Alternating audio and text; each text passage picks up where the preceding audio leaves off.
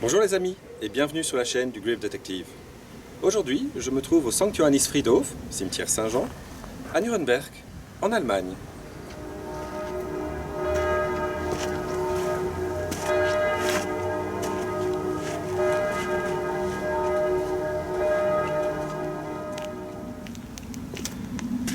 La tombe qui nous intéresse aujourd'hui est celle de William Wilson.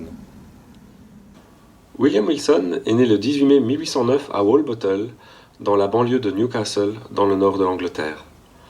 En 1829, à l'âge de 20 ans, il est engagé par George Stephenson pour travailler comme mécanicien dans son usine de locomotives à vapeur créée à Newcastle 6 ans plus tôt. En 1829 également se tient le concours de Rainhill. Ce concours de vitesse avait été organisé afin de savoir quelle locomotive serait utilisée pour la future ligne de chemin de fer reliant Liverpool à Manchester. C'est la Rocket de George Stephenson qui remporta ce concours, et c'est véritablement à partir de l'année suivante et de l'inauguration de la ligne Liverpool-Manchester que le train va être de plus en plus prisé.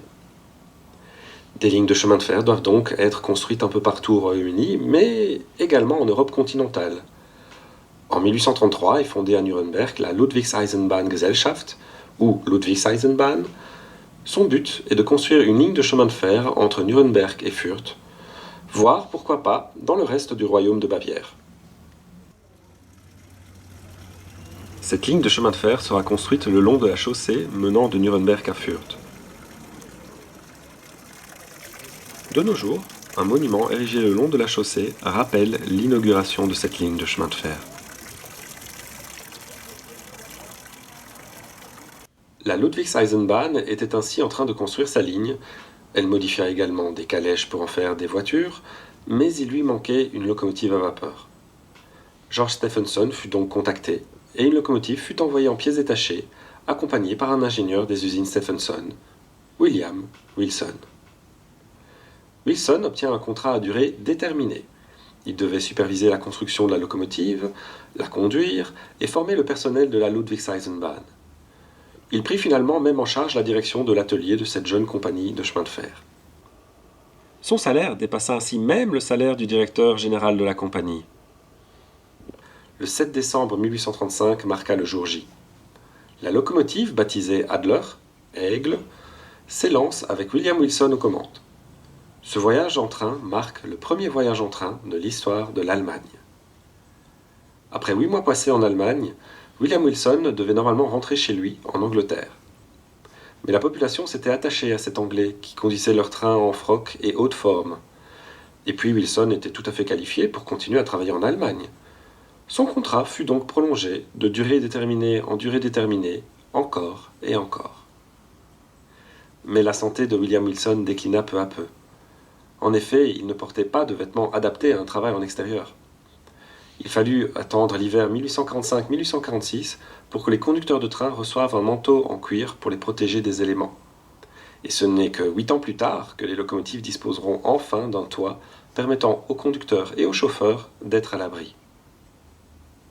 À partir de 1859, Wilson ne put plus assurer son travail de manière régulière en raison de sa santé.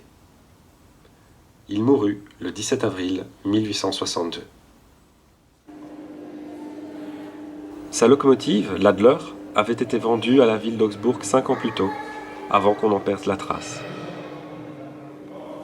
La locomotive Adler visible au musée des chemins de fer de Nuremberg à l'heure actuelle est une copie construite en 1935.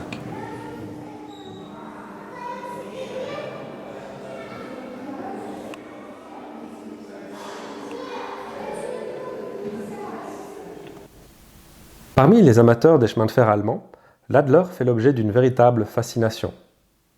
La locomotive a été déclinée en différentes échelles par différents constructeurs de modélisme ferroviaire.